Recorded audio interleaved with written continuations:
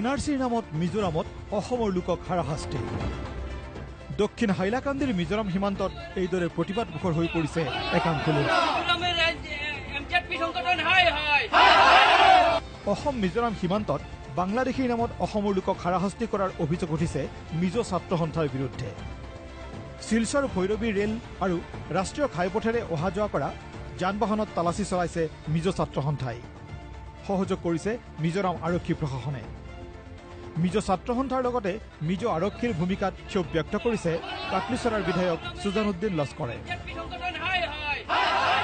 আজি মিজোৰামত এই আমাৰ MZP ষ্টুডেণ্ট ইউনিয়নে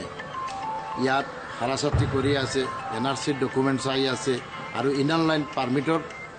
কাৰণতো সেইবিলাক কৰি আছে এই যিটো সমস্যা দেখা দিছে আজি অসম মিজোৰামৰ যিটো ভাতৃত্ববোধ আছে এইটো বেয়া হ'ব শিলাপথাৰত NRCয়ে কন্দুৱাইছে এগৰাকী 70 বৃদ্ধাক 60ৰ দশকৰ পৰা 2015 চনলৈ প্ৰতিটো নিৰ্বাচনত ভোটাধিকাৰ সাব্যস্ত কৰি অহা মহিলাগৰাকী হ'ল শিলাপথাৰৰ প্ৰতিষ্ঠিত ব্যৱসায়ী প্ৰয়াত সুধীৰ দাসৰ পত্নী অঞ্জলি দাস সকলো নথিপত্ৰ দিয়াৰ পাছতো NRCৰ চূড়ান্ত খচৰাত নাম অন্তৰ্ভুক্ত নহল অঞ্জলি দাসৰ লগতে তেওঁৰ পৰিয়ালৰ সদস্যসকলৰ নাম বিদেশী হোৱা বাবে নাম অন্তৰ্ভুক্ত নোহোৱা বুলি ক'লে NRC কৰ্তৃপক্ষই সব কাগজপত্ৰ আমাৰ ঠিকই আছিলে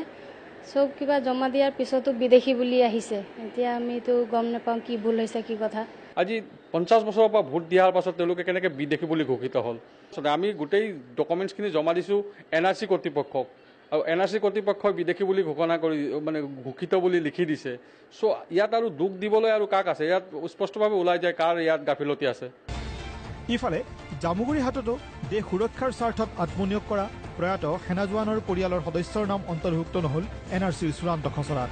দেউতাই চাকৰি কৰিছিল আছাম ৰাইফলত তাৰপিছত দেউতাই মাক লগতে লৈ গৈছিল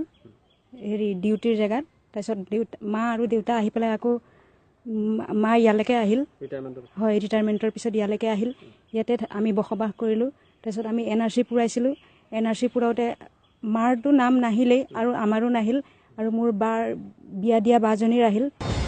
1958 চনৰ পৰা ভোটাধিকাৰ সাব্যস্ত কৰি অহা খাৰুপেটীয়াৰ 88 বছৰীয়া এইগৰাকী বৃদ্ধাৰ নাম নাই NRCৰ চূড়ান্ত খচৰাত NRCয়ে বৃদ্ধাগৰাকী খজালে ডি ভোটাৰ অকল এয়াই নহয় খাৰুপেটীয়াৰ অধিকাংশ লোকৰে নাম অন্তৰ্ভুক্ত হোৱা নাই NRC 1951 লিখিত থকা